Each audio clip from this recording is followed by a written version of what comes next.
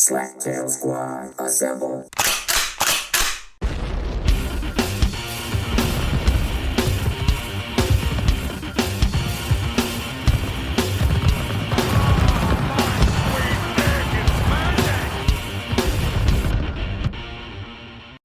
I was just introducing myself there, Ronz. You can introduce yourself. This is the Ronz, the number one. Hey, the Ronz. Hey. Big shout out to everybody listening, including Woody. Hopefully we get back to him. I saw his post and I'm like, that's awesome. Care to elaborate on that post? In case anybody what are your thoughts? Your thoughts there? As we get slapping, as I like to say. As I mentioned, we're going to get slapping. And I didn't get to say where I was. I decided, you decided that the lodge was too old. But you know, where beavers live, they do live in, a den, a lodge, a dam, depending on, I guess, how many beavers are occupying that area at the same time. Did you know that beavers also allow other animals to occupy the outer aspects of their dam during the winter if they need to? Really? I had no idea. That's pretty amazing. Is that why you had me over to do the podcast there? Well, I mean, I'm not actually a beaver, but I'm going to say it's the beaver den. How's that? Is that better? Is that better? I like the Renegade. I kind of like the Renegade Studio thing. Renegade Beaver Studios. Yeah, it's got that kind of like, this is a podcast about anything and everything, and I think that's what we need sometimes is that renegade attitude, right? Not this conformity attitude, because conformity, while it has its place, you want that renegade attitude of saying, going against the norm and questioning things. Well, I still call this Renegade Beaver Studios. Yeah. But, as you look around, clearly occupying the beaver den, I guess. The whole production, whatever. So you were about to say on this brilliant website that you've set up. Well, I didn't set up. You set up. I just kind of run it. But no, a big shout out to Woody, and hopefully he's doing okay, right? And if you want to read more about this particular cast member, you can go out to our website, and it's awesome. I love his little rant, right? And I posted it. I put it on our Facebook page. And I thought that was awesome. What really got me was the way it was articulated, right?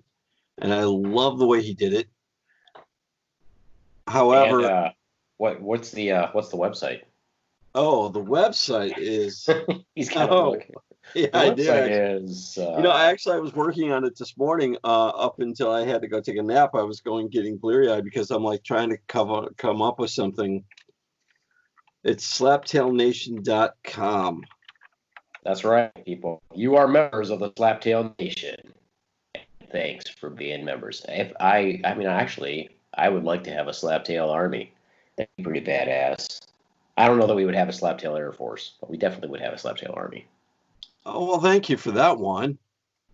I mean, right now, Ron is clicking around on the clicking around on the keyboard there. And I think, what are you looking up? Are you looking up the Woods blog post there? Is that what you're looking up? No, right now, what I'm drinking is out of my second favorite coffee mug. You can see it. No, they can't see it. Oh, hey, I didn't know that. It looks the same on both sides. That's amazing. I always wondered. I just now realized. Wow, it's the simple things that amuse you. Simple things that amuse me is that my Batman coffee mug has the symbol. It has the art on both sides. Why did I never realize that? Because I'm always looking at it, no matter how I hold the cup. But now I just realized that it's on both sides, and that's why I can always see it. Huh.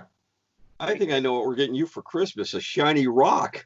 I guess. I'm very amused by this coffee. I have two favorite I actually had three Batman coffee mugs. As we've stated before, I am a big fan of the Batman, although Nightwing is my favorite. But you can see on this wonderful Batman coffee mug. Yep. It's got the old kind of the old Batman symbol. Oh, the old. It looks like a Frank Miller Batman, because if you notice, the bat symbol is not yellowed out. Yeah, the cool. But it looks like the 1960s Batman. It's kind of an amalgam. If we had somebody who's a real who's a real Batman historian. If I think if I had, not that you're not, you're kind of well rounded. I'm just saying if I was to show this probably to the guy who does jiu-jitsu with us, with me, Andy, he'd probably know exactly what era this is. I think Joe would too. Joe Vandenboom. Joe Mama, we don't try not to say last names. But. Yeah, but Joe would know because he's a Sensei Joe. He's a big Batman fan too. Oh yeah, I don't talk to him very often. I've talked with him a couple times just because the time frames don't overlap that much anymore. No, I understand that. He's always asking me where I get my T-shirts. Oh, and a big shout out to my sister, Jamie out there, who came through in a heartbeat, as well as a big shout out to Cheryl, another friend of mine. My sister, Jamie, and I don't have one with me, or I would show you. That's an amazing coincidence. You have a sister named Jamie. Yeah. And when I was a kid, my brother was called Jamie. Now he goes by James, but he was called Jamie. But she made... That's a coincidence, Ronz. Oh, that's a coincidence. Wow. It's like artwork on both sides of a mug. Yeah, I think that's coincidental. You were just fat. If our viewers could just see this. Just continue your shout out. My shout out. Sound is better today because of where you're at today, so I can interrupt and we can keep talking. Awesome. Well, anyway, my sister came through with us, and for the entire community, she made us some COVID masks, and they're Batman masks. Yeah, she used them. Nice. And they got a little flap where you can insert a coffee filter, right? If you cut it out for like a filter. Right, so you can replace it, and she says all you have to do is just hand wash it and replace the filter. Sure. Right? And then a friend of mine came out from Washington for some family business, and she says, do you need masks? I said, well, I've got some coming. And she gave us these masks that adjust on your ear. You can Velcro the ear pieces, so you can adjust that. But she gave us 3 of those, one for each of my family. So big shout out to everybody who's making these masks, by the way, for everybody out there.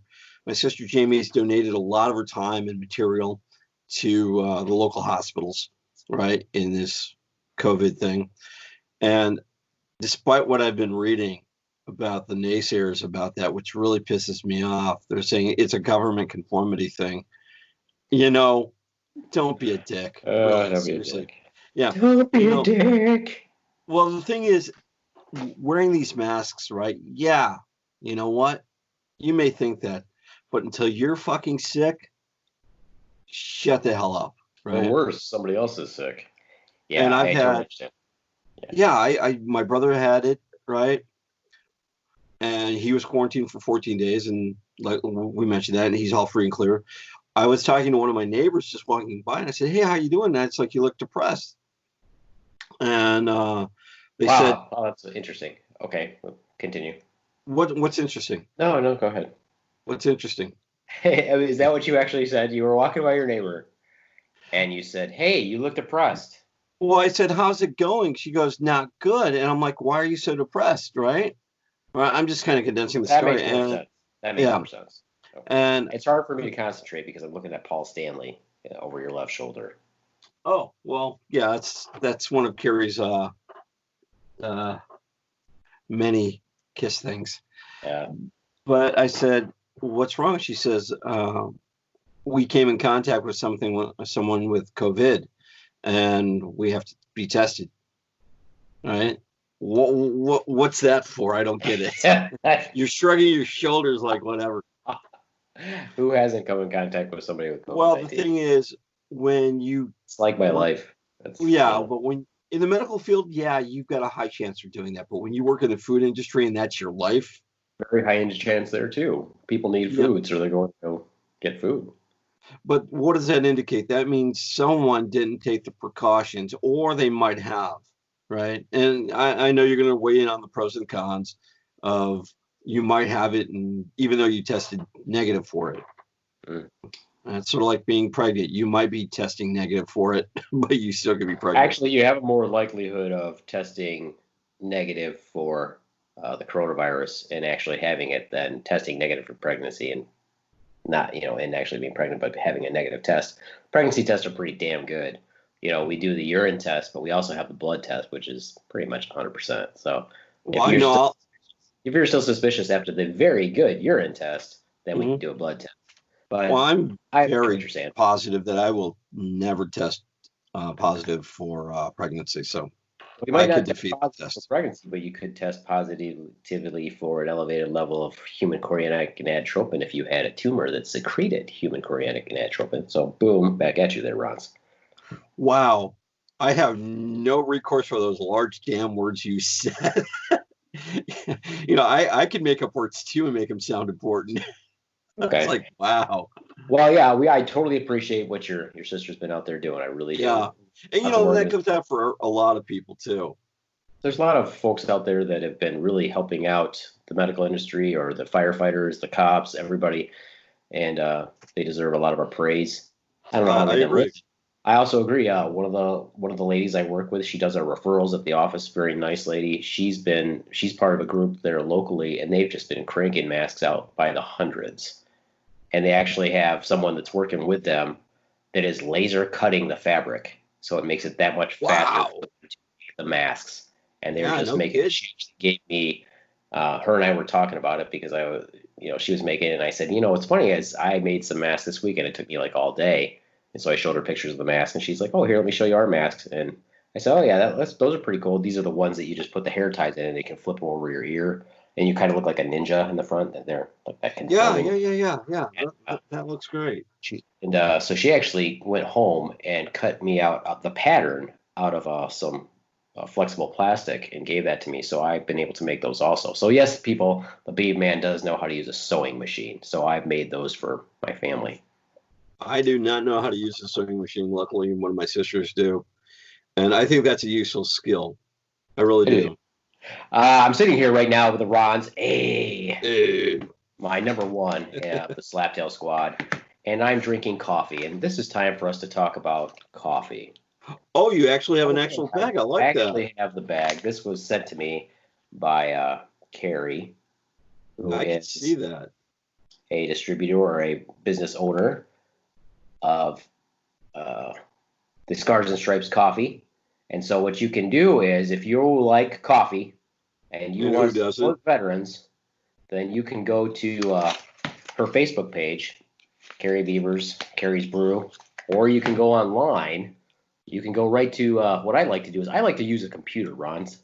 You do? How are we doing this podcast?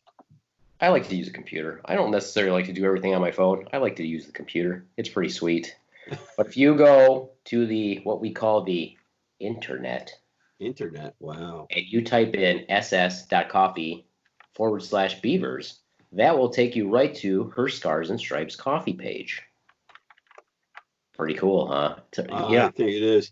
It's really nice. That's a really nice website. It really is. I did check it out. If you click on stuff on this website, it will actually take you places. God, imagine that. Imagine that. And down there in the corner, you can actually see her name, and you can click on that little F there, which stands for Facebook, not fuck. And it will take you to her Facebook page or her Instagram, and apparently she's got that little bird there, which is also the Twitter bird, which I still don't understand Twitter, Ronz. I don't understand Twitter. It's not that hard to get used to. It's just you have to use it to understand it. And a lot of people, use it to I never need to use it for the simple reason I don't need to. I don't follow anybody except I was following a couple people, but it was like The Walking Dead, right? And that series got kind of canceled or on hiatus. I thought you meant the people were actually Walking Dead. No. Her Facebook page is pretty sweet also. So if you go there, you can actually see some pretty good posts. Of course, she's very dedicated to promoting awareness, as well as the Scars and Stripes people are, about veteran suicide, and she keeps posting all these people that we've lost to suicide. I don't know if they notice this or not, but a lot of the people that she's been posting are Marines. So I think the Marine Corps needs to be looking into why so many of the veterans are killing themselves. I wonder what the percentage of people that kill themselves are ex-Marines, because that is our smallest armed force. So that's unique, don't you think? Yeah. Well, did you know the Marines are actually part of the Navy? I would say that's not true because they're their own branch. They work directly with the Navy, but they're not a part of the Navy. If I get a Marine on the if I get our Marine friend Dylan on the line, he's gonna be shitting bricks at you if he'd probably choke you through the Skype. You're probably right. I mean, they are their own branch of the military, so they're not quote part of the Department of the Navy. In any more sense anymore that the Air Force is a part of the Army, even though we used to be. Once upon a time you used to be the Army Air Corps. So I don't know. We'd have to get Marine Dylan on here for him to try not to choke you through the Skype. Pretty cool packaging here though on the Scars and Stripes coffee. The guy on the front, I'm going to say he's wearing some old school gear. He's got the old school load bearing equipment, and he is holding what looks to be an M16 A1. Not the original, but definitely the A1. The hand grips look along that side. So back when you would able to actually be able to flip it to full auto. The original M16 I had, you could flip to full auto, which was kind of cool. Here's something interesting. While the Marine Corps is its own branch of the U.S. military, it falls under the administration of the Department of the Navy. Interesting. So we are both right. But you're right. Marines are unto themselves. Exactly. Right. Also today, a big shout out to all the Marines. Exactly. Shout out to all of our Marine Corps listeners.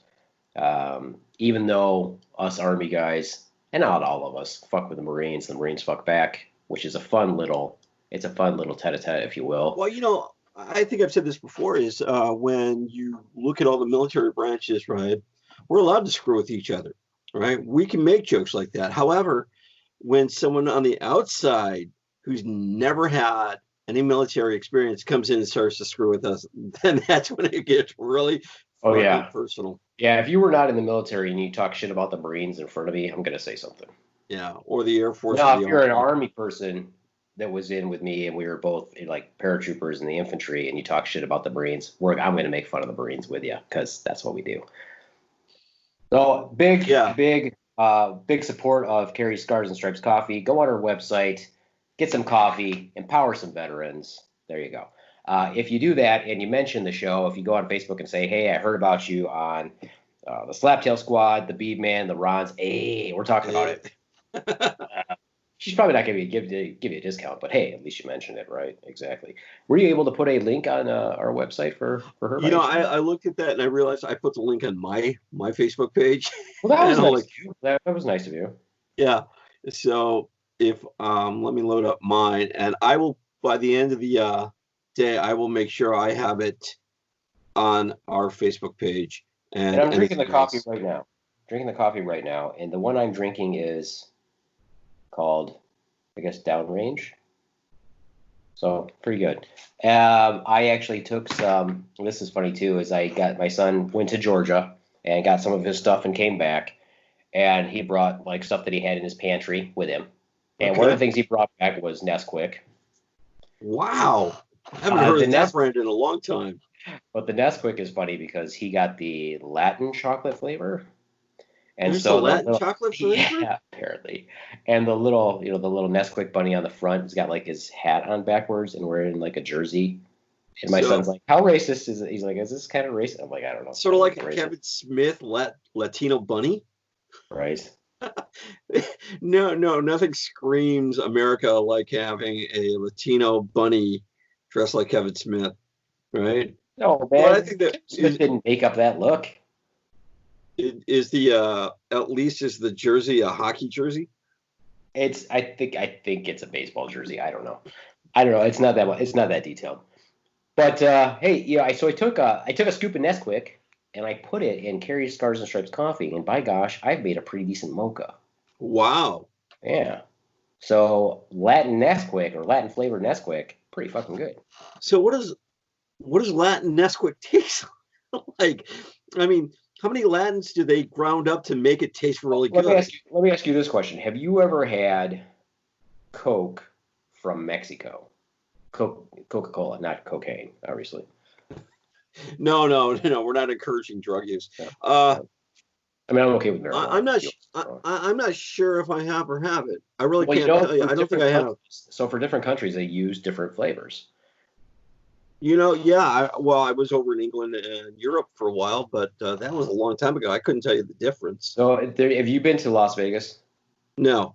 Okay, so in Las Vegas on the Strip, there's an actual Coke store, and you can Okay. go into the Coke store and you can try all the different flavors of Coke. So you can get them like a little, what do they call it when they put the Coke, the drinks on a board and they give it to you, a float or what do they call it? I don't know. I'm not a beer drinker, Okay. but you can do that and you can taste like Coke from India, Mexico, wherever, and they all taste different than our Coke Wow. based on the region of what their flavors or what their spices. Like Indian Coke tastes kind of spicy. Mexican Ingredients is, I think, the ingredients key word you're looking or for. what they culturally eat or what they would culturally like. So the chocolate it's pretty good. So I don't know. Okay. I like Mexican. I don't like Coke in general. I don't drink pop very often. But Mexican Coke is very good. I like it. That So it's sounds just good. different flavors for the different cultures. So I guess I just inadvertently also promoted Coke, I guess. But I'd also like From to talk India about and Mexico. now, Ronz, you don't really drink, right? No, I don't drink at all. Now, let me get personal here. Is it because you used to drink too much? Is that why you don't drink anymore? Yeah. Yeah. We can go there. I Right. applaud you. I applaud you. Nice job. I do not drink very much. I drank obviously when I was in the army the first couple of years, but I pretty much leaned off of it and I don't really drink very much at all. Yeah, I Uh, think that's where I started drinking. I mean, I didn't drink that much when I was in in my 20s, and all of a sudden you go in the military, and all of a sudden it's like you have a beer or whatever. That's when it started to ramp up. I mean, every time you went to a new post or a new base, we always took the new guy out and got him pretty much blasted out of his nice of you head. guys. That's Yeah. different than what we did, but that was nice of you. Mhm. Well, you kind of get them broken into the local area, the local bar scene, and everything. And This is I why don't the know. Air Force are nicer people than the Army. Well, I don't know what you guys did. You were in Germany, right? Yeah, my So first duty you were station was in Germany. so you were basically on And the the European team. coolest unit ever. So let me say this. Echo Company 51st Infantry Long Range Surveillance Airborne in Darmstadt, Germany was the fucking sweetest unit. So cool that they have their own site where everybody talks about how it was the coolest unit that they were possibly ever in. Whether they were in Special Forces, Rangers, whatever, everybody has a real big bond from being in that unit. No ego check there. It No was ego fucking check cool, dude. there. I wish I never would have left, but I had to go. They wouldn't let me extend, so I got sent to the 82nd Airborne Division, which is Okay, fine. Really, I was spoiled because I spent 2 years in a super fucking cool unit that did really cool, fun shit. that sounds great. But just saying that the Air Force is clearly nicer than the Army because that's not how we got broke in. There was How no did you butt sex. guys get? There was How no did you butt guys get sex. broke in? All Sex, right. don't think that's. How did you guys get broke in? I know for us, when we went down, the new guy, we would take him out and show him all the sights and everything. And wow, it was an amazing thing, right? All of a sudden, if you'd lived in Europe or been in the European theater for a while, it was okay, right? You could expect that. But if you came straight from the States, you've never been overseas, it was completely bonkers, right? Because all of a sudden you're going out to a bar that's this dive place, hole in the wall that no one knows about, but they know you, right? Then you try the local alcohol. And we're not talking American brewed or American made distilled. No, no, I almost threw up the first time I had a Pilsner just from one drink. I was like, oh my God, this is the most horrible thing I've ever had. And all of a sudden you're just blasted out of your head and you're expected to report for duty the next day. And I don't know how you guys broke everybody in the army, or at least got them acclimated to the local area. Now I know that when I was over there, we used to listen to the Armed Forces Report, or AFN. Yeah, AFN. I've Right? been on there. You have. Carrie was a broadcaster for AFN. Are you kidding me? No, she was. Now, when did She you was guys Armed leave Forces. England? When did you guys leave England? No, I left in England in '87, and I jumped over to the Netherlands that Okay. year. Right, and then When that's was where I've been. Carrie? So when was your wife? Now, again, let us distinguish that Ron's Carrie is not Carrie from Scars and Stripes Coffee. Different Carrie. Different Carrie. I Uh, think she got over there in 88, 89, okay. right? When did she And leave? she left in 90. I think she got there in 88 and left in 90. We were 6 months separated because her being military, I'm military. And you know the old adage, military didn't issue you a wife. You got to go. Right. And so. It's a bummer. So we missed each other, but no, I was on. They actually came. What people don't understand is back in the day, we didn't have. You had to go rent movies by videotape, and of course, when you're in Germany, there's only one place to rent them, usually at a German store or German shop, and you had to have a VCR. So we had television, but it was AFN, so it was the Armed Forces television. So it was one channel, and you had these goofy. They're all. I think all of them were in the Air Force. I'm pretty sure that every reporter that I saw on AFN was in the Air Force. I don't even know if any of them were in the Army or anything, but so they came one time. We were doing this helicopter jump out of a Chinook, and so they came to film it, which was kind of fun. So they showed us getting ready to do it, and they showed us jumping out of the bird and all this other crap. So I'm on there. Wow, we'll have to look it up. I'm pretty sure they've got it. I'm sure you're not going to find it anywhere. I actually have it on tape though. So. Oh, what year was this?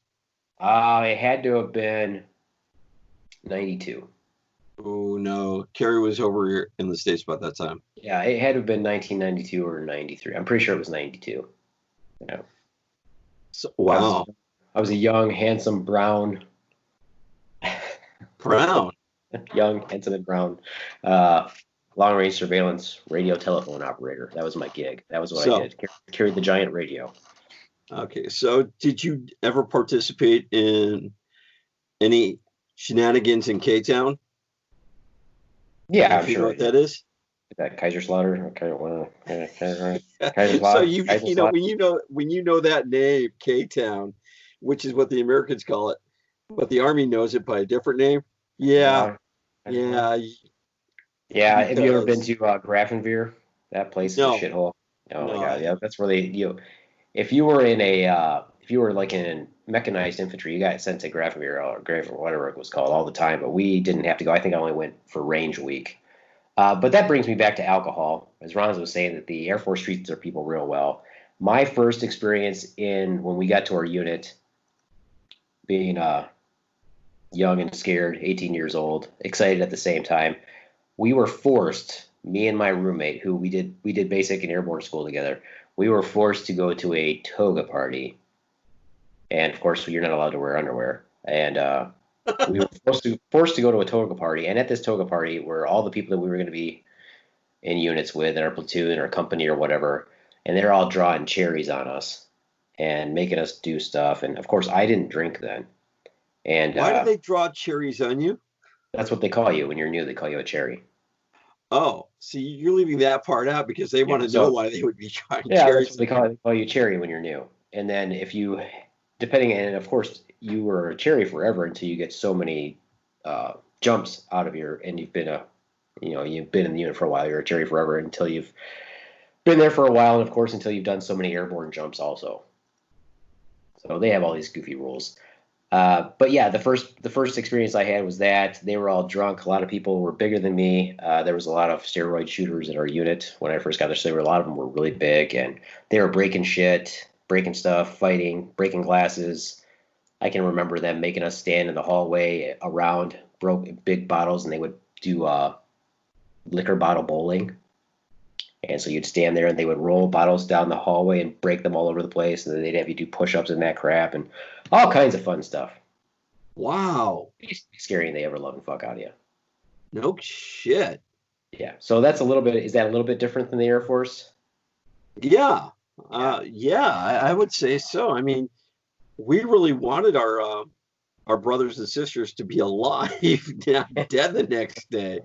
Right? I remember, we had metal lockers that were built into the wall in our rooms, which were pretty nice. And I can remember one time we had these people that were right across from us, kind of kitty corner, and they would always wake us up in the middle of the night, pound on the door because they were drunk. A lot of alcoholics.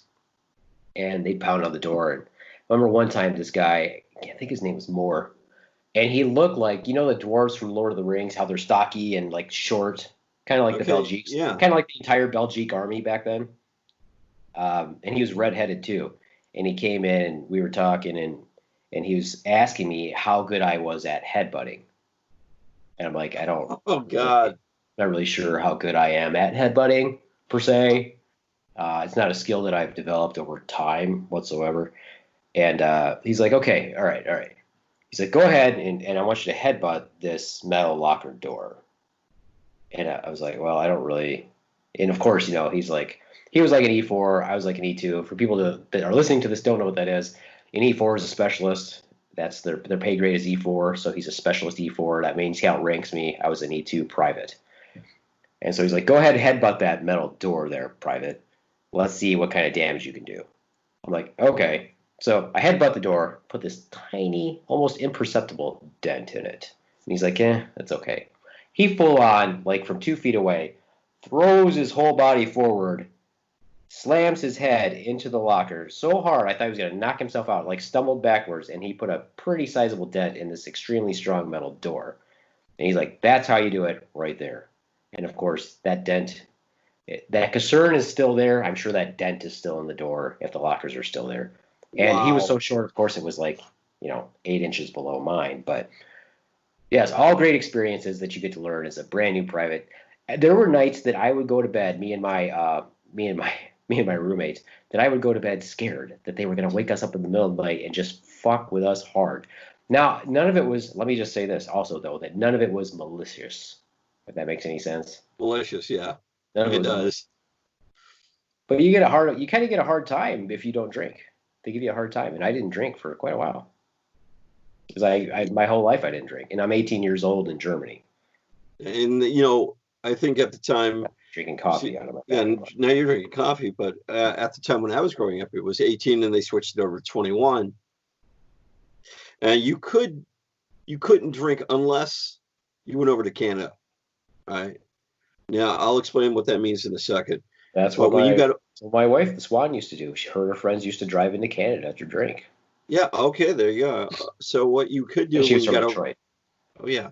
So when you got overseas, all of a sudden the rules of America were out, and we had to explain to them, you're not in America anymore. You're on an American base, but you're not in America anymore. So the rules, unless they're enforced like an embassy, right? If you're on American soil, like an embassy, like a military base, you have to follow those rules. But the minute you step off that base, you can drink as much as you wanted, of course, within reason, we'll say that, like anybody else.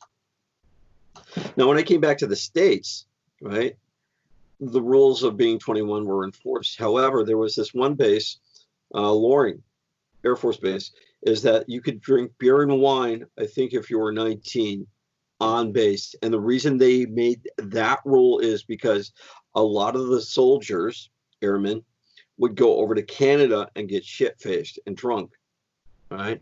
And they said, and then they would try and drive back, or they were afraid they were going to do something stupid, right? Oh, sure. So instead of doing that, they said, okay, you know what? Here's what we're going to do to prevent that stupidity.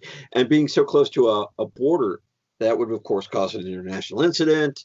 And boom, you didn't want that on your hands. No commander, no squadron, no military personnel wants that kind of thing blown up in their face. So they kind of altered that rule, but that was on a military base. Mm-hmm. So they did that. So what other things did they do to break you guys in? I mean, this is pretty interesting. Lots of stuff. Let me ask, though. I don't sure, know. go ahead. How old were you when you joined the Air Force? 21 or 22, I think. Okay. What did you do before that? Nothing. All right. You hung out from after you got out of high school and just kind of hung out? Well, let me say this much. I quit high school. I really did. And I am a big proponent of that if you quit high school, there's always an option to go back. There really is. Right. I will make no bones about it. I did quit high school. I didn't have the best upbringing. I quit high school and I thought, you know what? This is what I'm going to do. I got my act together and went back to high school. It's not a GED, it's an actual diploma. Wow. And shout out to anybody who quits high school and goes back, right? It shows that you can do something. And so when I approach kids, they're like, school is tough for me, whatever. I'm like, yeah, you know what? Yeah, I can understand that. And they're looking at me like, you're old and crazy. I'm like, yeah, but I quit high school and I went back and I attended college now, right? I've had some really great jobs. Can you say the same thing? Right? They're like, It's well, no, because I'm not your age. no. You're They're exactly like, no, right. I can't I say was the same thing that because smart ass remark. I'm also not in my 50s, and Yeah. no, it's So, amazing how many people still don't finish high school. That's crazy. oh yeah, But it's freaking it's kind it's of amazing when you actually hear the statistics and say, well, only 79% of people finish high school. You're like, what? Still? insane. Crazy. And honestly, there are some people that don't need high school. Dave Thomas was one of them, right? Founders of Wendy's. But we're talking 60 years ago. There's no reason why somebody shouldn't finish high school now, honestly. I've seen some really smart people who didn't finish high school, and I'm like, okay, Major that's exception, though, when you're talking about a country with 338 million people. You know what I'm saying? It's not like the rule, it's an exception. okay. You know what I'm Well, saying? the other thing is, when I look at all the people who didn't finish high school, it's scary, and I want people to have an education. Right. Well, that's my big thing. I feel like, without getting too serious out there, Without, that if we have so many handicaps already, if you look at how many people, and I'm not saying that people shouldn't come to our country, but how many people, how many intelligent people are coming to our country and taking jobs, and they have so much better education than we have in this country. So you're already at a disadvantage. So if you go to a school, and I'll use my school as an example, I believe my graduating class was in the low 80s. wow. You're a valedictorian of a class of 80 something. How are you in comparison to a graduating class of 300 in a neighboring town? What is your level of education in comparison to them? Now, our level of education, our education system is unfortunately pretty broken. We've got great teachers out there that are doing their best, but they're not that well Let me supported. say this real quick And so too. When you're from a country that's learning two languages when they're little kids, and their math is far advanced. The math that they're learning at a young age, their science is far more advanced, and then they decide they're going to come to this country. You may have been the valedictorian of your class of 80, but you're only maybe at the bottom level intelligence for a class of 200 in a foreign country that values education, and well, they're coming here to compete with you. let me say this. When I went to school, and this is before the teachers were really vamped up, teachers weren't recognizing any type of social distancing problems. All right, and I don't mean this quarantine. I mean, they couldn't Like tell. class, like a class system. Yeah, it's like if you were smart enough, you got to attend. If you weren't smart, what are you doing? That's with my mic. Don't worry about it. Don't worry I'm about teaching it. myself. I'm messing with my mic. Don't worry about it. If that's what you want to call your penis, that's great. I wish my penis was that big and girthy. And black, it looks like. But the thing is, it's like the teachers back in the day weren't all had a lot on their plate, but some just didn't care. It was a paycheck to them and to push the student through. Right. And nowadays you see that the teachers, and a big shout out to all the teachers, they do more than anything, right? They get these kids, they work with these kids, right? I just knew growing up they didn't have I don't think they had the skills or the resources to deal with problems that were in high schools when we were kids, or at least I when feel I like was they a were kid. mostly focused on discipline and giving you the basics. Yeah, I agree. And that's what I'm saying though too. And even now, if you look at it, there are different schools in the very same region that are giving a different level of education to the kids. If you go to a regular public school right now, it's not bad. It's not horrible where we're located. But there's also charter schools that have a tougher curriculum. And if you look at the curriculum that my daughter takes in comparison to the regular public school that is in her same school district, she's taking far more advanced classes than they do. And even then, when I talk with her about it, I'm like, okay, you've got like a 3.8 or whatever, or you'll get a 4.0, whatever. I'm like, that's great, honey. But you also need to know that this is still, even though you're taking these advanced classes, this is still a small school district. You're going to be competing with people from a large school district. Not only going to be competing with people from a large district, like, my wife's graduating class was almost like 300 something. Mm-hmm. And she was very high up in the ranking in that. I'm like, but you're going to be competing with other countries who really value math and science. And they're going to come here and you're going to compete with them for jobs. So you have to understand that you need to find your unique niche and decide what's going to make you, stand out among the rest of them. Or my goal for my children has always been since they were little, and I've talked with them about it, is like, go work for your fucking self. Don't work for somebody else. Work for yourself. That's the best way to get ahead in this country, is to work for yourself. I don't care what you do, but I think that that's what you should do. I agree. But I also don't want to be too fucking serious. The reason why I was talking about alcohol with the Ronz is I've noticed that recently in this pandemic, and I don't know why, I've been drinking more. Really? So, been drinking more, and so has the Swan. Now, here's the comparison, though. If you can see this, the Swans had me get some alcohol, and she wanted Malibu. Now, Malibu, for those of you who don't know, that is, that is a 20-year-old drink. It's a quote rum. When I drink Malibu, which is rare, I don't drink really Malibu. Not saying there's anything wrong with Malibu. So Malibu, if you're out there, just let you know, I do like your rum. If you would like to support the SlapTail Squad, I'm giving you some free advertisement right now anyway. Malibu rum. When I drink Malibu, Ronz, when I drink Malibu rum. When you drink Malibu rum, do you feel islandly? I drink it over ice. I don't put anything in it. Ugh. That's to tell you how Malibu is. Because it basically tastes like, to me, it tastes like sugar water. It's like a coconut rum. Now, I've never really understood the percentage of alcohol by volume and proof, right? So if you take percent alcohol, you multiply by that by 2, that's how many proof it is, right? Is that what it is? Or is it the opposite? All I know is if you look, at the end of the night, if you look, that person across the bar looks pretty to you, I think that's the way they judge the alcohol proof. That's how they judge the proof? The proof is that you're still not hot. The Malibu rum is 21% alcohol by volume. I think that means it's 42 proof. Is that what it is? I have no idea. Right, well, while I'm talking, I want you to look that up for me, Ronz. Okay, so what am I looking up again? Look up, how do you determine what proof alcohol is, or if it's 21% alcohol, how much proof is it? Because it's times 2 or it's divided by 2. I'm not sure. Okay, I am looking this up on Pornhub. I don't need you. No, that's not. I mean, you could get the answer there also. Okay. So I guess that means if you had a serving of Malibu, 21% of what you're drinking is actually alcohol, and the rest is water. Alcohol proof in the United States is defined as twice the percentage of alcohol by volume. Okay, so this means it's 42 proof, whatever that means. Okay. Okay.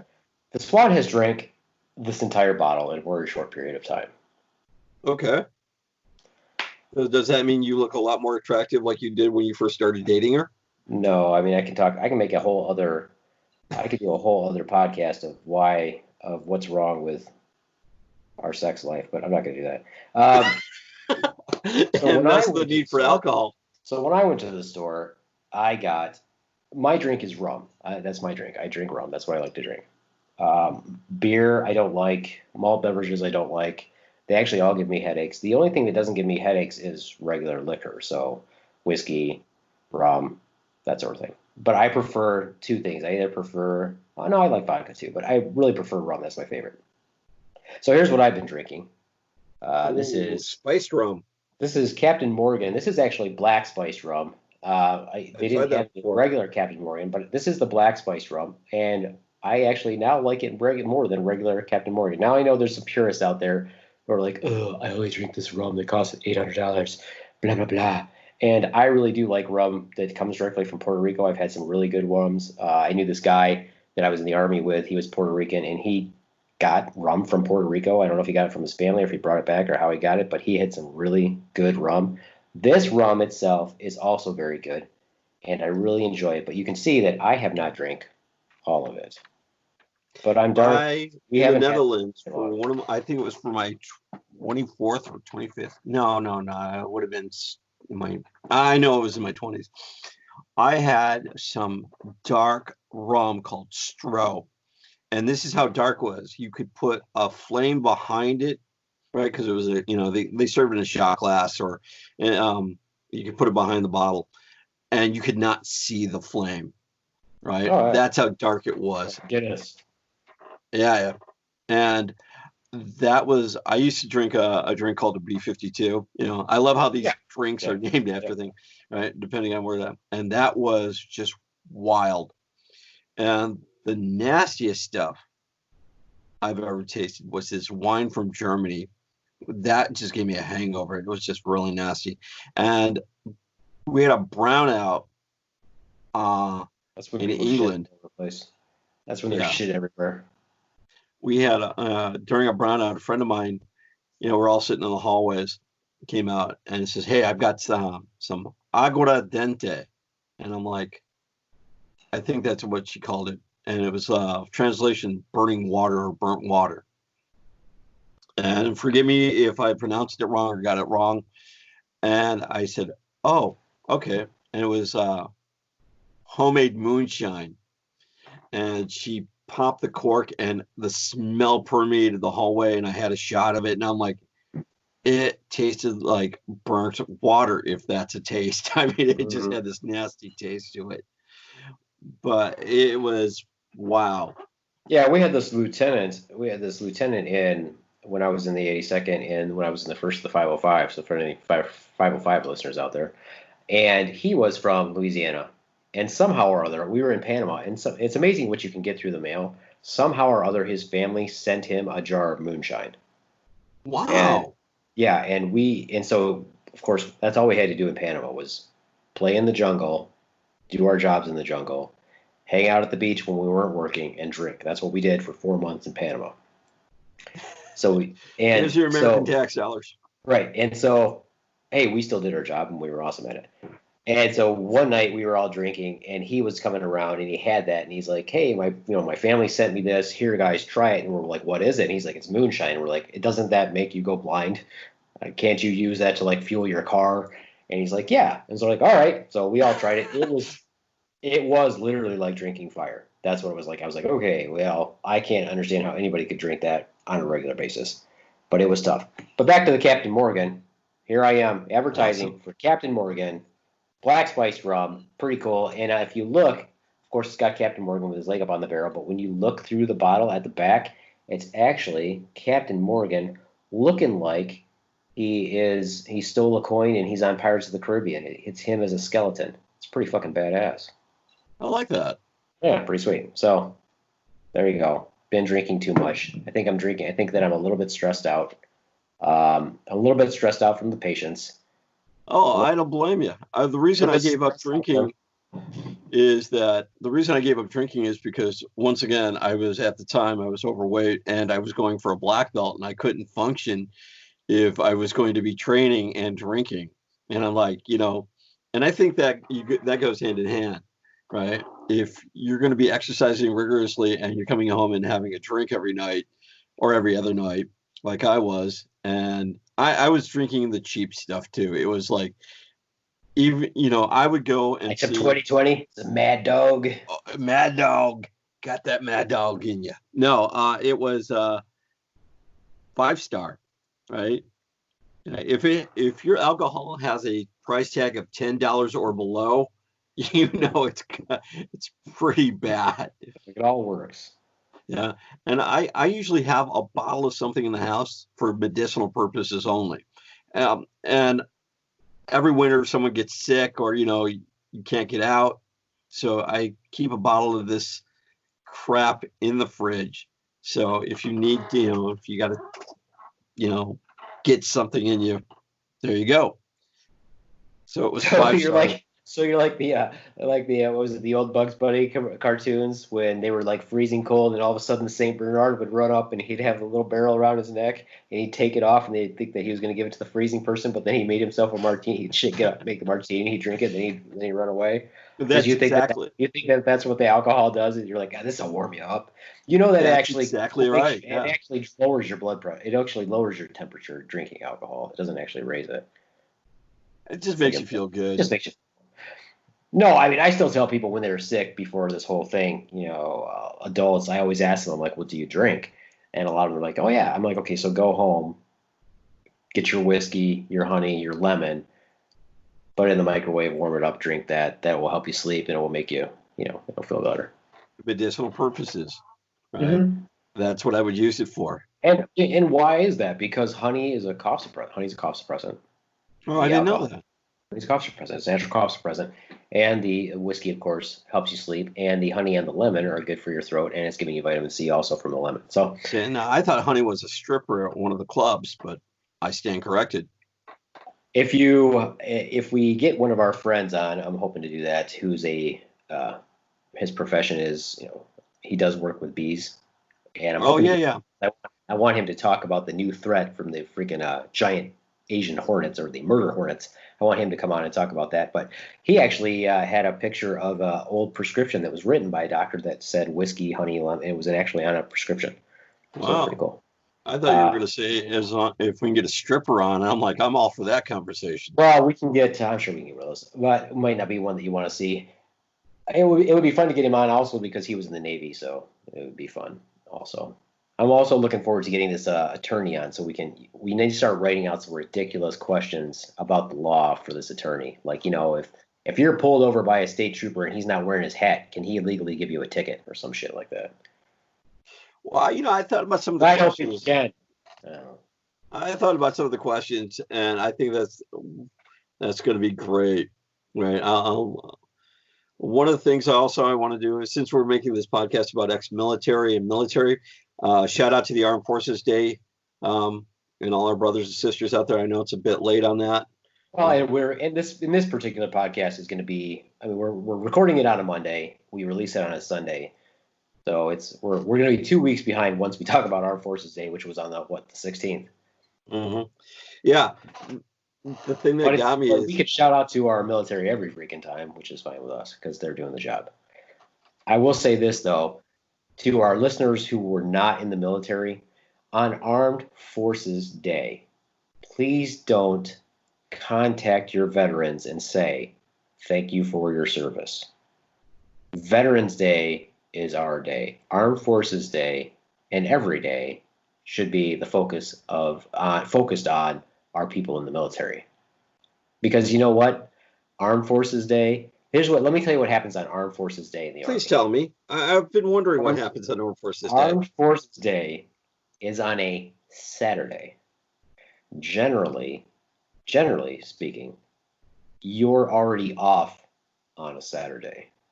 So instead of getting like a 3 or a 4 day weekend to celebrate Armed Forces Day, generally what happens is on that Friday or that Thursday or whatever, they make you do stuff like parades and all these shows and stuff for civilians, and you don't get a day off. You actually work maybe more than you normally do. And then on that Saturday, when you would have already been off, you're off. So basically, let's celebrate, but you get a day off or you don't get a day off, depending on where you work. And of course, Veterans Day is a specific day of the week. It's not like Armed Forces Day is the third Saturday in May. Armed Forces Day, and then Veterans Day is like on the 11th. So if that fell on a weekday, weekend, or whatever, you're celebrating that for the veterans. Again, you know what happens on Veterans Day in the Armed Forces, and at least where we were at, is you usually put on a parade or a show or whatever, and you're probably not off that day. You're just celebrating the veterans, which is fine. But I think that's another thing, being ex-military. You, me, and a lot of us, is that it's just another freaking day to us. It's a Memorial Day. It's still the day, right? Oh, it's Veterans Day. Not that they don't have their significant importance, but it's still another day to us. Right, unless that's the way I looked at it is. let's not forget what Memorial Day is. Memorial Day is important because we're remembering, really, that was after what? Instituted after World War II or World War One? I think it was, I could look that up. All I And know that is we was, celebrated. and that was to memorialize those who lost their lives in combat. Not necessarily, hey, it's not about barbecues. And basically what I'm saying is, imagine if you're a real American that thinks about these things, instead of like, oh, I'm going to barbecue this thing, let's think about what it's for. Because what's going to happen, and what makes me a little bit depressed, is someday there's going to be there might already be, I just don't ever hear about it. There's going to be a 9/11 Remembrance Day. And in 30 years, all people are going to be like, hey, we get that day off so we can barbecue. But nobody's going to think about what the real reason why is that we think about it. Am I getting old? No, I think No. I've always thought about this when I was in the military too. So what? Well, interesting fact here it is. It was originally known as Decoration Day. It originated in the years following the Civil War. The Civil War. Shit. Yeah, I didn't know that. And became an official federal holiday. Get this, in 1971. I thought it was way beyond that. I thought it was either way after earlier than that. World War II, but shows how bad I am historically. That's okay. I mean, a lot of us don't know history. But Labor Day was after World War II, I believe, and that was supposed to give the people who were in the military that was supposed to commemorate their service by giving them a day off. I think. I could be shooting all this out my ass and be completely wrong, and that's why, once again, this is an idiot podcast, and you don't have to listen to anything that Ronz and I do because it's strictly for entertainment. You're probably not going to learn anything by listening to us. Well, you might. If you do, it'll probably be wrong. But if that's more likely. You might learn something. It could be just completely wrong, as you mentioned. Let's see. Labor Day is a federal holiday. We know that. Celebrated on the first Monday of September to honor and recognize American labor movements and the work and the contributions of laborers to the development and achievement of the United States. So there you go. I always thought it was about pregnant women. I always thought it was about pregnant women. So I got it completely wrong.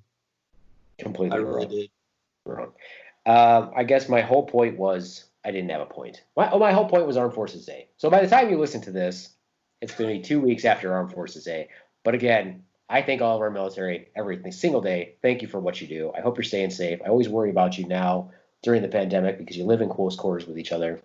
Who's going to know if you get sick, et cetera, et cetera. I think that I also like to mention that we've lost a lot of famous people recently. I was just going to mention that. Yeah, I can't believe this. Right. But I think it started off Little Richard. We lost him first.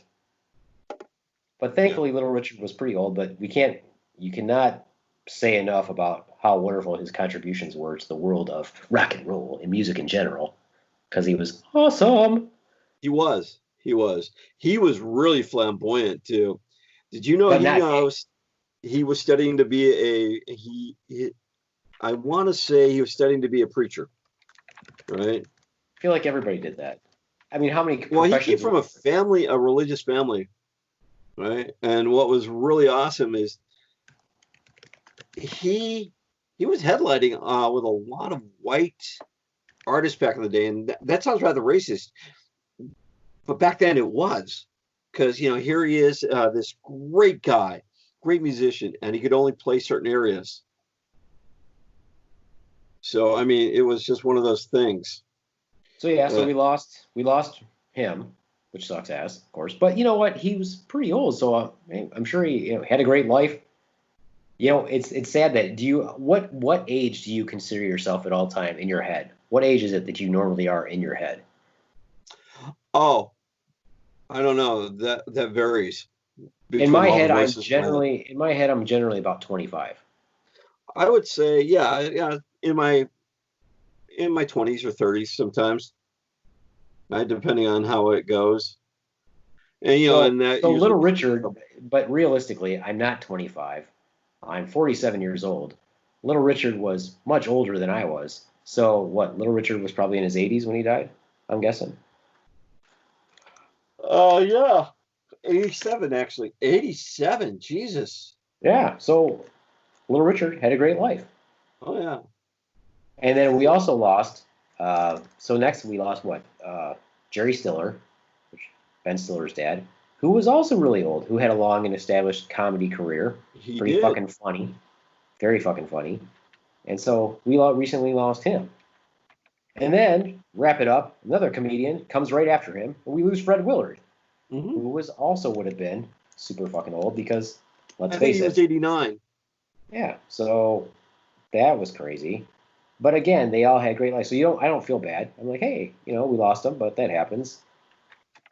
I think that probably my favorite movie with Fred Willard is Best in Show. I liked him in, he did a lot of voiceover work too. I want to say I saw him in, what is it? All I can think is SlapTail Nation, but that's not it. No, we're SlapTail Nation, and Final we did not Tale. get him out there. And we didn't have Fred Willard on. No. I would have loved to have him on the show. I would also like to say that, unfortunately, well, not unfortunately, but that I listen to. To podcasts, obviously. Oh. I listen to our podcast, and I listen to the last podcast on the left. So if you get a chance, listen to those podcasts. But I also listen to Mark Maron, and I enjoy Mark Maron because he is very sarcastic. And sometimes when I listen to Mark, I get a little bit worried about his mental health. And for the time it's been now, I've probably been listening to him for 2 years, even though he's been podcasting for well over 10. And so there's times when I listen to him, I'm like, man, I wonder, how the fuck is he doing? And he's been in a couple of relationships since I've been listening to the show. But most recently, he's been in a relationship with Lynn Shelton, who's a director. And I don't know if you know too much about her, but she's been pretty influential, if you will, in the independent movies type. And didn't she just pass away? And unfortunately, she just passed away, and it was kind of a shock because obviously I've been listening to the podcast, and during the pandemic, she has been living at Mark's house, their boyfriend and girlfriend. A pretty new relationship, really, not super old. And so I've been listening to him talk about his relationship and growing, and then about the things that he's getting along really well, because obviously he was a difficult person to live with. I've heard about his stories with his weddings, or his marriages rather, and it sounds like he had a pretty bad temper, and he had a drinking problem and that sort of thing. And so you get to know all these things about him because that's why he's a good podcaster. He's very open, and on his podcast, unlike ours that talk about random topics, he interviews somebody on every podcast. So he's a very good interviewer. So you get to learn about him, and you learn about the people that he's interviewing. And so for a period of time now, we've been hearing about his new relationship with her, and that they've been doing really well with the pandemic, and they've been having a good relationship together, and they seem to be getting along great. Well, then one day he says, hey, she's got a sore throat. We had a little bit of a scare. We were freaked out, worried that she had the coronavirus. She got tested and she's negative. She seems to be feeling a little bit better. So we're like, oh, okay, Lynn's okay. And then we hear, he does another podcast and he's talking about it. And she's like, yeah. He's like, she had a Z-Pack laying around and she started taking that. And of course, I'm like, in my head as a nurse practitioner, I'm like, why the fuck do people have antibiotics laying around? I don't understand that. But anyway. That's so like old medication that you don't throw out. Ugh. And so he says that. And I'm like, in my head, I'm like, why does she need a Z-Pack if she had a viral illness? Anyway, my point is. What is your point? My point is there was something still going on, and of course people aren't going to know that, but it sounds like she was they were in pretty close communications with their healthcare provider, et cetera. And then I'm sitting on the couch when I get out of work this weekend, I think it was, and my wife says, hey, did you know that Lynn Shelton died? And I was like, what? And he's like, yeah, she freaking died. And I'm like, that's one, I didn't know that Amethyst knew who Lynn Shelton was. And I'm like, that's Mark Maron's girlfriend. And she's like, yeah, I know. That's how I know. He came up, it popped up on my feed, and it says that he's talking about her passing away. So unfortunately, apparently she died from an undiagnosed blood disorder, which is very sad. Usually obviously. When someone says, hey, did you know someone or so-and-so died? I said, I have an alibi for that area. right? Because it's sort of like that. Another celebrity death who I was very sad to see, but it was on the horizon because he was diagnosed with an inoperable brain tumor. Have you ever watched Scrubs?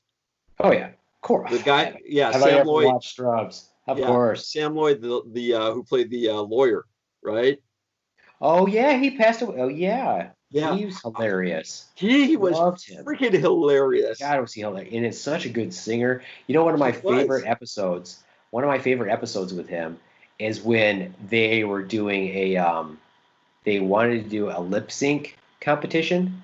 And so they were interviewing people to be a part of their band. And so it was him, the guy who played the janitor, and then this other guy who I think he was a janitor. No, he was like the delivery guy or something like this. He was going to do drums. And they kept interviewing people. And then Turk came in and did his. He did like he did Poison and danced and all this. Yeah. But no, he was hilarious. I thought, in fact, I thought that entire show was hilarious. I love the janitor. I never saw the final seasons because it went to a different network apparently, and Zach Braff wasn't on it as much, so I stopped watching it. Yeah. But anyway, my point of this was that I'm a little bit worried about the mental health of folks out there. That's what I'm a little bit worried about. And with Mark, the first thing I worried about, and I'm saying it like I know who he is, I don't know him. The first thing, obviously, I was sorry for his loss, sorry for the family's loss. This is out of nowhere, out of the blue, much like the coronavirus is still out of the blue for folks. She did not pass away from that, according to the reports. But any loss of human life, especially unexpectedly like that, can be catastrophic. And I just worry about people's mental health, and I honestly worry about Mark's mental health. So if there's listeners out there of our podcast who also listen to Mark, you know what? Send him a thumbs up, send him an email. Well, yeah, and please seek someone out to get some help. If you need someone to listen to, if you need someone to talk to or listen to, by all means, contact one of us. You've got our email. Come to our website, leave a comment. See what we can do to help you, right? And the one thing about this podcast is we're very open with everything. One of the things I haven't been is what I should be is I used to be really sarcastic, and I didn't want to be that person on the podcast because when I'm very sarcastic, I get really, really dark. And I pretty much figured no one wants to be that dark. When you mention this guy being sarcastic and open, right? And he goes into dark places. I'm like, I can do that. But, it's sort of like when I watch commercials, right? On the television about drug commercials. And what really gets me, right? And I'll go into my dark sarcastic mode here is that they go, so if you're suffering from this, you're going to need this, and here are the side effects. I'm like, why the fuck would you take that particular set of symptoms and trade it in for a new system? I don't know. Set of symptoms. I don't get it. Right? May cause anal leakage, but you'll be able to run a marathon now. Like, really? Right? Mom, do you feel fresh? Oh, God, no. Then why are the seagulls coming around you? Oh, gosh, I miss those commercials. Is that commercial still on? Sometimes I'm pretty sure somewhere. The mom and the daughter having the conversation. It's a douche commercial. The one thing that gets me is if you haven't seen it, it's this creepy guy giving sex advice about condoms, right? Trojan man or something like that, right? And he goes, I only wear the thinnest of whatever. Belgian linen or anything, and I'm thinking, oh God, no. You've got to see the commercial. It creeps a lot of people out. It's just really, really weird.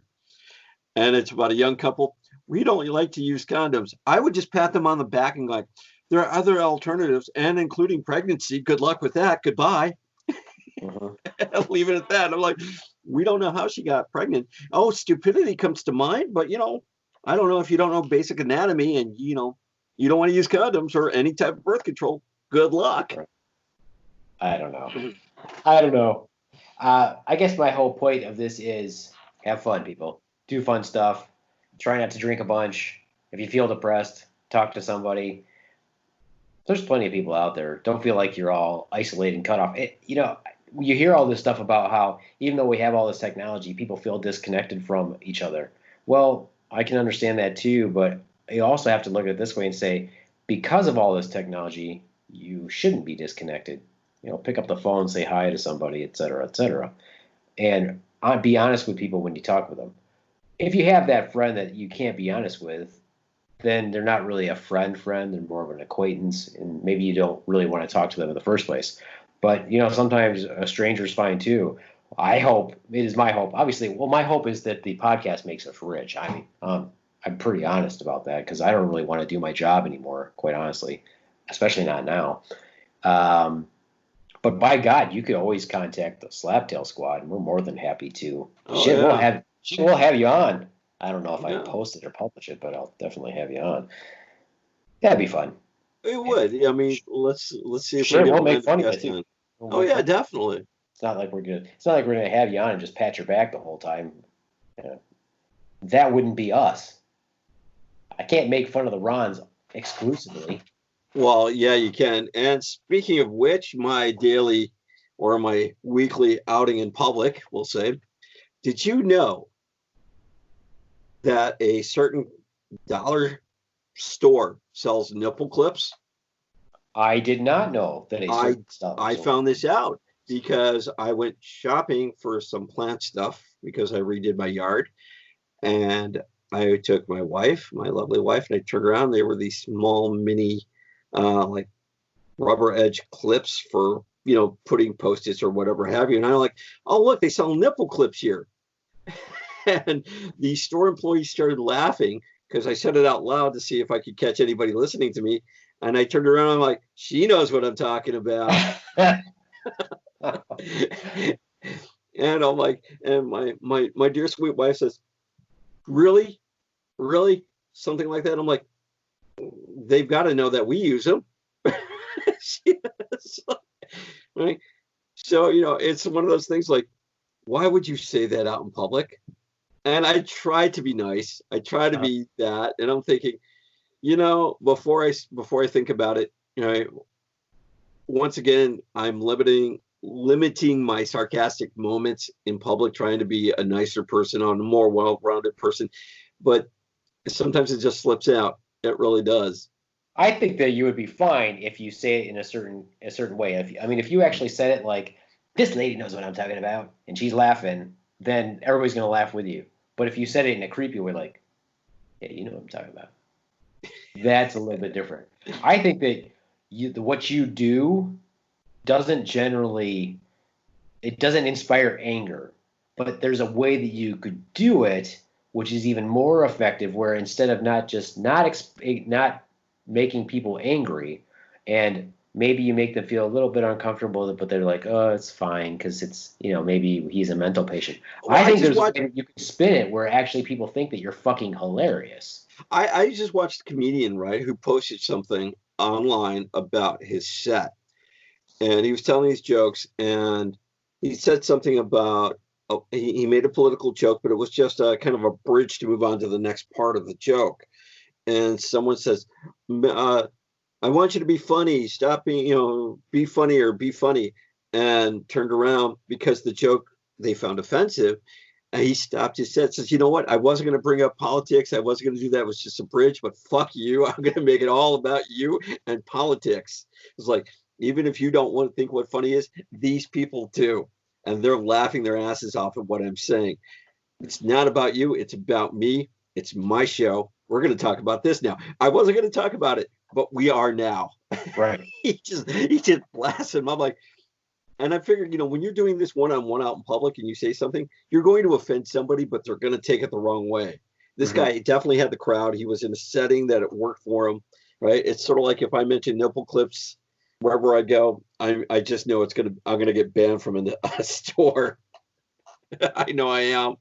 Well, but when you said it that way, the first thing that popped into my mind was the younger, not necessarily funnier. He's just kind of gone in a different direction now. Like Adam Sandler. I could just see him going, this guy knows what I'm talking about. Yeah. But everybody expects Adam Sandler to be that just left side of crazy or How right side of about you? crazy. How about you, Sideburns? You want some milk? Hmm. Yeah, exactly. No, I think that you However, could. I think that you could really just keep working on it, and you could hone your skills, and could be pretty funny. You know what you want to do is you might tick some people off, but in the majority of the time, it's not going to be an anger response. What you want to do is you want to get away from the creepy response to the fucking hilarious response. You've got to embrace it more. well, the creepier thing, and it wasn't really creepy. I was out in public shopping, of course, and everybody's got face masks on, and some are more elaborate than Wish others, right? where And you're at. Oh, man. I saw a woman with a kind of a decent star pattern, really nice star pattern, right? Night sky pattern with a little bit of glitter to it. It looked like, and I said, "Oh man." We're shopping, so I turn around and I just say, I really like your mask. She goes, "Oh, I really like yours too," because I have a Batman mask, and it's like, "Oh, great." And she goes, I was like, hopefully, just passing the time. I'm like, and I thought I was in her way. I'm like, here, let me shift to the side. It's like, oh, no, no, you're not in my way. I'm like, oh, cool. So, we're out shopping and one thing leads to another. And I said, oh, it's like, I'm from, she was from Kansas, but she kind of got stuck in Michigan to see her boyfriend who she hasn't seen in 3 months. I said, don't worry, I haven't seen my boyfriend in 3 months either. Right. And she just starts laughing. And I'm like, okay, that's that But segment. how does she know that that's not true? Because I had my wife with me. I said, don't tell my wife. All right. So, it's like one of those things like where you don't know where you're going to take it. Right. And everybody's going to get some sort of butt hurt if you say something wrong. And I'm glad, this thing about the COVID, though, it's actually making people a little bit more thicker in humor because they have to deal with it. They really do. There's no two ways about it. You just have to deal with it. If you want to do anything and they request that you wear a mask, you have to wear a mask, right? You can go in there and bitch about it, which is all good, and you're right, but you get a thicker skin for dealing with it. We're not this, oh my God, I'm going to die. We're embracing that there's a virus out there and we're dealing with it. I like that. I'm pretty much fucking fed up with it. And when you don't feel protected at work, despite the amount of exposure that you have, what's your incentive to work anymore? Because that's what I'm starting to feel like. I'm like, what's my incentive anymore when no one's looking out for my best interest? It's bullshit. When I'm wearing, a full on, I got my lab coat that doesn't come home, goes in the washer. I wear goggles and a mask to the point that the mask is breaking down the skin on the bridge of my nose. So I've had to start wearing, instead of using my N95 mask that was doing that, I've switched to a regular cloth mask with a filter inside of it, which is not as much protection, but it would be enough protection if other people. Do you use your Batman voice? Do you use your Batman voice? Hi, I'm the Beaveman. Well, but I basically have to yell wearing a mask. And it's just not fair. I'm like, what's your incentive? Why you feel so undervalued when the people that you try to take care of don't give a shit if they give you something? Let me ask you this question then, because you're working in the medical field and you have this opinion on it. How do you feel about all those protesters saying they shouldn't wear a mask and the government's trying to control them by making them wear a mask? And by the way, we both know the government is not controlling you and enforcing you to wear a mask. They're recommending you wear a mask, but they're not enforcing that. No, they're not enforcing because nobody's saying, hey, you must wear it and beating you over the head with a stick. No. Well, let me back that part up too. Is that if you go to certain stores, they will enforce that rule, but that's their rule because they own that business. That is their right. Exactly. And you have the right not to go in there. You have the right to remain stupid. You don't have the ability to. And that's what we want. Well, here's my goal is to really not talk about any of that shit anymore. Okay, cool. Because I'll bring out my sarcastic side. Well, because our podcast is about other shit, and we've had too much of a focus on this, and I'd rather talk about other stuff. Okay. Because it's bullshit. You know what I mean? It doesn't make me happy, and this podcast is supposed to make us happy and give us a chance to vent about stuff and get out there and reach out to the world and communicate to all our listeners out there. So for a future podcast, I will bring in my I will pick up the slack where Woody should be, and I will be sarcastic, right, in his honor, because I think our first podcast that we sat around doing was great because him sitting next to me when we were doing the podcast and he goes, "Yeah, I don't know you. Like I'm right here, and his sarcastic tone was just awesome. I love it. I'm happy that you're such a fan of the wood. Unfortunately, today I received a text from the wood who said that he had good news and bad news. The good news is that he might be getting a full-time, he might be leaving the current job that he does and taking a full-time job in one of the many factories in the area. Michigan's a pretty industrial state. Yeah, well, yeah, And sure. for those of you that don't know where we are located, we are close to, I am very close to a city called Battle Creek. And if people don't know what Battle Creek is, let me explain it to you. Have you ever heard of Tony the Tiger? Yeah, that's where Tony the Tiger is from Battle Creek, Michigan. And They're great. That's not the only cereal company in Battle Creek, Michigan. Good old Kellogg's. Nope, there's more. There's Post, there's Ralston's. They'd also make dog food. There's all kinds of factories in Battle Creek. And the Wood let me know today that he might be getting a job with one of those factories and working 12 hours a day, 7 days a week, et cetera, et cetera. So as I told him, if that happens, we'll still get you on the show. Even if that means you work third shift, you get off in the morning and you want to do a show, I will get up early in the morning and do the show with you if I'm off. Well, that'd be great. I'm more power to him. At least he'll be getting out of the house. Well, I mean, you're kind of forced to get out of the house if you got to work, but yeah. All right. So before we go, I'm just going to say that the top cities this week were Glendora, California. I'm going to give you the top 5: Portage, Michigan; Kalamazoo, Michigan; Mogadore. I don't know where Mogadore is. Mogadore. Mogadore, Mogadore, United States; and Detroit. That's the top cities for the past 7 days. Mogadore. Mogadore, yeah. Ohio. That's in Ohio. All right. Mogadore, welcome. Welcome to the SlapTail podcast. Nice to hear from you. Nice to see you out there. I've got friends in Ohio. Carrie's got relatives in Ohio. I think everybody's got a relative in Ohio. I've got a friend in Ohio. Our friend Tom is in Ohio, and he listens to this podcast. So hello, Tom. Hello, Tom. Hope you're doing well. Stop posting all those recipes that are super bad for you, high sugar, high fat. You got diabetes, for God's sake. Stop eating all that shit. You know I love you. Take care of yourself. You know, and if you want a shout out on a podcast, leave a comment. We'll give your name a shout out. Yeah, maybe. So, maybe. No more COVID. Understand? So here's something to leave you with. I think we can't help but talk about it a little bit. I just don't want to focus on it. Is that what is your favorite food during this quarantine right now? Nachos. I know they're not mine, but what would you think? Oh, nachos. Yeah, we know that you're bringing your Hispanic culture in there. I know they're not mine. What would you think they are? What would I think that your favorite food during No. What is your favorite food? Nachos. Okay, once again, nachos. Any particular? Oh, okay, I get it. Nachos. Yeah. So any nachos. For some reason, that has been my go-to. Yeah, let me make this into a nacho somehow. Yeah, we had vegetables yesterday, which was the first time in, I swear, in forever. I primarily ate vegetables for dinner last night. That's why I made stir-fried vegetables, and they were so good because I've been scared to get vegetables. Why have you been scared? I've been more scared to get fresh vegetables than meat by far. Why are you scared to get vegetables? Because it's sitting out there unwrapped in the grocery store. Oh my God. So you don't cough all over shit. So you got to when you bring the vegetables home, you got to wash them. So, okay. So I was going to say, it's like I thought you had this aversion to them trying to take over the world in like Invasion of the Body Snatchers or something like that. No. Spreaders of disease, basically. Okay, so yeah. It's already pretty easy to get hepatitis B from vegetables, so. And E. coli and Ebola and anything with an E and an O-I. What's your favorite food, Ronz, during the pandemic? You know, everything. I've been cooking a lot. I've been making cake box cookies for the family, and that's a real simple recipe. Go ahead and tell us the recipe again, because I told the daughter about it, and she was all excited. So I'm like, well, we don't have a cake here.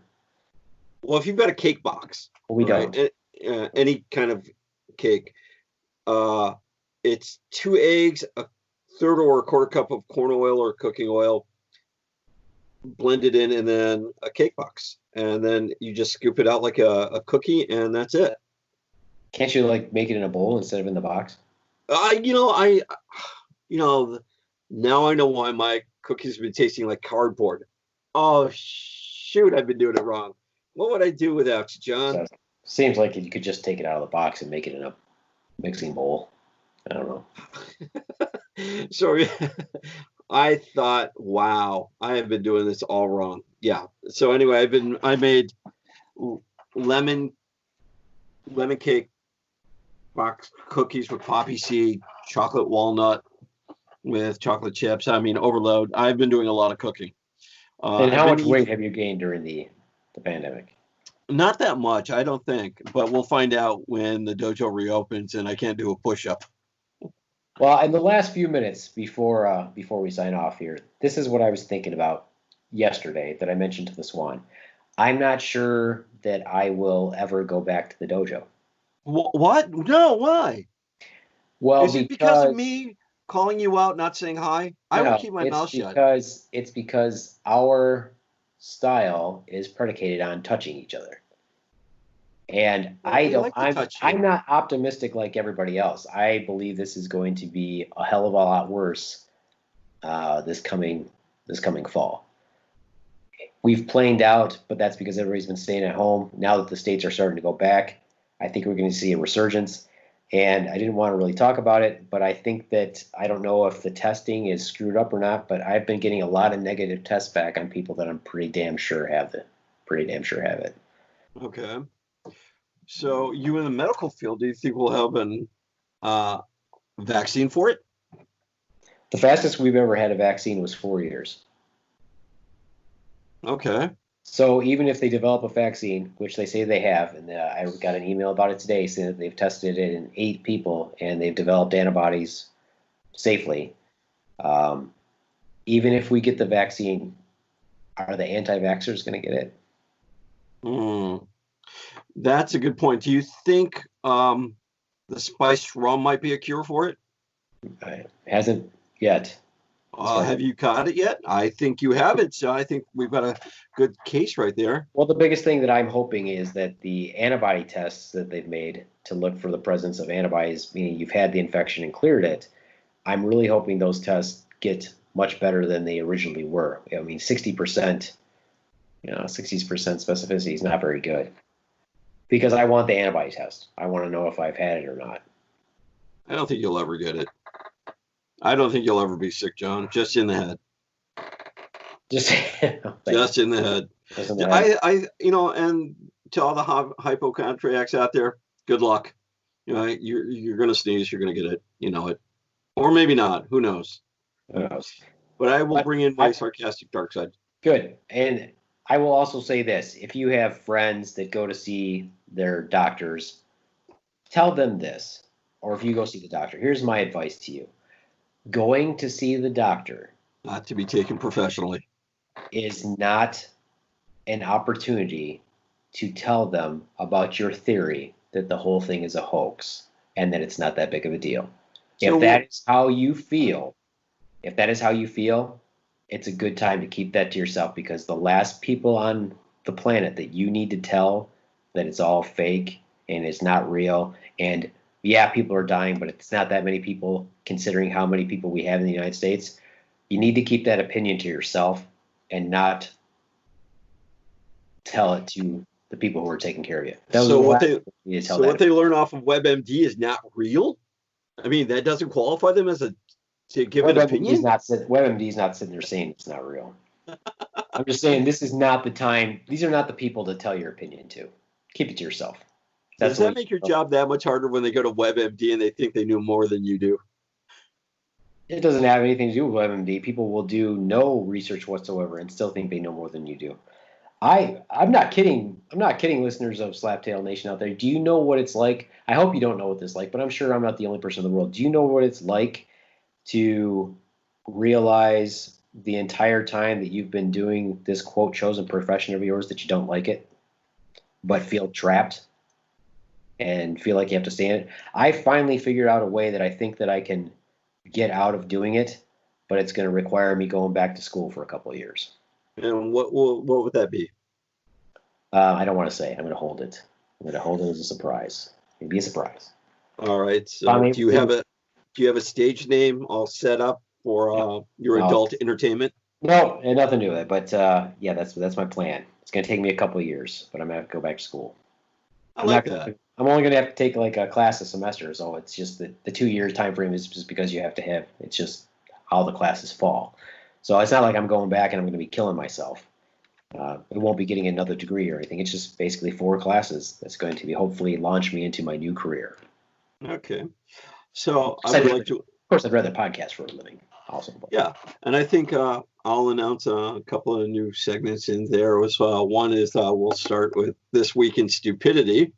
So I'll it's something I've been toying around with for the podcast is like, but I'll let you take the lead. It's your podcast, but we'll take that in. And have you challenged yourself, by the way, in any form of way during this entire ordeal? I wouldn't say it's a challenge. I just added, try to get the kids to do it also, but I'm the only one that did it. I just said, well, let's do 100 push-ups a day.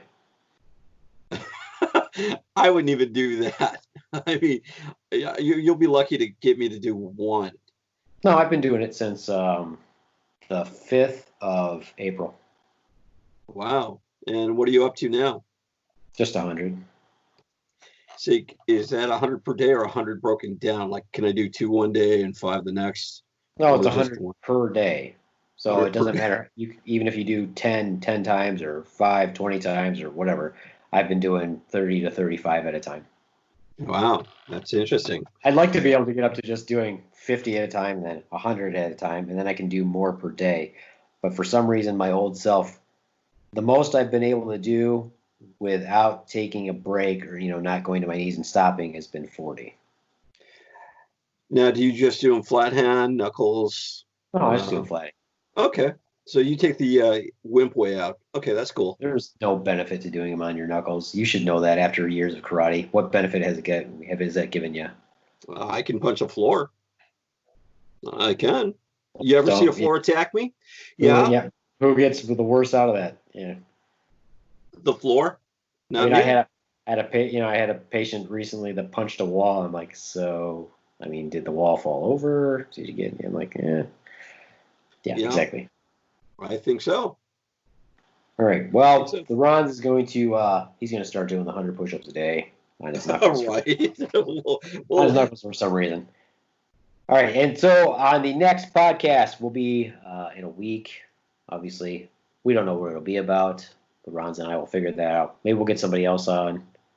That would be good. I'm going to start doing This Week in Stupidity. I really am. I'm going to start. You want my sarcastic side to come out? I'll bring it out. I really will.